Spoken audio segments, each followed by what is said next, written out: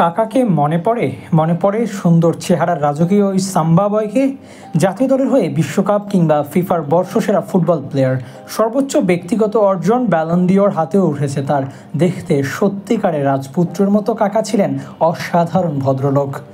আর্জেন্টিনার নামটা আসলে যেমন চলে আসে, ব্রাজিলের নাম, ঠিক দুই দেশের দুই তারকাও ছিল আলোচনার কেন্দ্রবিন্দুতে। তাই তো মেসির নাম নিলেই প্রতিপক্ষ হিসেবে নাম আসতো কাকার। কাকা, যার পুরো নাম রিকার্ডো আইজ্যাকসন ডস সান্তোস লেইতে। 18 বছরের এক তরুণ ছোকরা 2001 সালে স্বদেশী ক্লাব সাও পাওলোর মূল দলের হয়ে মাঠে নামেন তিনি। অবশ্য ট্রফি জেতা ততদিনে শিখে নিয়েছেন। 15 বছর বয়সী সাও পাওলো যুব দলকে নেতৃত্ব দিয়ে জেতান কোপা ডি জুভেনি ট্রফি। মূল দলের অভিষেক বছরেই দলের হয়ে গুরুত্বপূর্ণ 2 গোলে প্রথমবারের মতো টর্নিও রিও সাও পাওলোর শিরোপা এনে দেন কাকা। সে মৌসুমে মোট 27 ম্যাচে করেছিলেন 12টি গোল। একজন তরুণ অ্যাটাকিং মিডফিল্ডার হিসেবে নজর কাড়ার মতোই পারফরমেন্স ছিল তখন। ইউরোপে উড়ে যাওয়ার ইচ্ছাটাকে দমিয়ে রয়ে গেলেন আরও একটি মৌসুম ঘরের ক্লাবেই। সে মৌসুমে 22 ম্যাচে 10 গোল করে ইউরোপে তার চাহিদা যেন বাড়িয়ে নিলেন আরও কয়েক গুণ। তাছাড়া 2002 সালে অনভিজ্ঞ একজন খেলোয়াড় হিসেবে রোনালদিনহো কাফুদের সতীর্থ হয়ে বিশ্বকাপ জয় যেন স্বপ্নের পাখায় যোগ করে এক নতুন পালক। বিশ্বকাপ শেষে ছোটবেলার ক্লাবের মায়া ছেড়ে পাড়ি জমান ইউরোপে নতুন চ্যালেঞ্জে, নিজেকে অনন্য উচ্চতায় নেবার স্বপ্ন নিয়ে।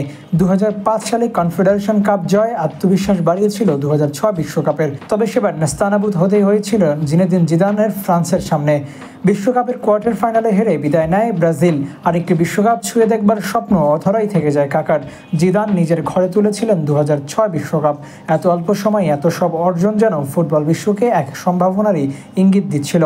হয়তো কাকাই পরবর্তীতে হতে যাচ্ছেন সেরাদের সেরা। কাকার ক্যারিয়ার যদি একটা নাটক হয়, তবে এই স্বর্ণালী দিনগুলো ছিল নাটকের রাইজিং অ্যাকশন, আর ক্লাইম্যাক্স ধরা যেতে পারে রিয়াল মাদ্রিদে যোগদান। পরবর্তী মৌসুমগুলোতে মিলানের আর্থিক সংকট যেন বারবারই প্রশ্ন তুলেছে কাকা তবে চলে যাচ্ছে। হ্যাঁ, সকল প্রশ্নের অবসান ঘটিয়ে 2009-10 মৌসুমে ইতালি থেকে স্পেনে উড়াল দেন কাকা। ফ্রেটিক্স পিরামিড মতে কাকার ক্যারিয়ার নাটকের ফলিং অ্যাকশন হয়তো স্পেনে পা রাখার পর থেকেই শুরু হয়। কেননা এরপরই কাকাকে দেখতে হয়েছে নিজের ক্রমাগত বিপর্যয়। নিজের শরীরটা বেইমানি করেছে কিংবা নিয়তি। রিয়ালে আসার পর থেকে ইনজুরি সমস্যা যেন জেঁকে বসে কাকার হাঁটুতে। ইনজুরি সমস্যা একাদশে নিজের জায়গা হারান মেসুত ওজিলের কাছে। ইনজুরি সমস্যা নিয়ে গিয়েছিলেন দক্ষিণ আফ্রিকায় 2010 সালের বিশ্বকাপ দেশের হয়ে অংশ নিতে।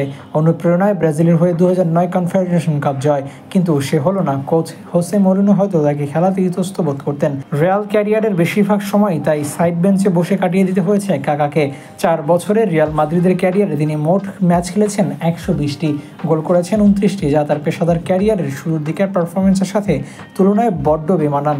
তবে হয়তো এমনটা হওয়ার ছিল না। হয়তো রিয়াল মাদ্রিদ ক্লাব লেজেন্ড হিসেবে তার অবসর যাবার কথা ছিল।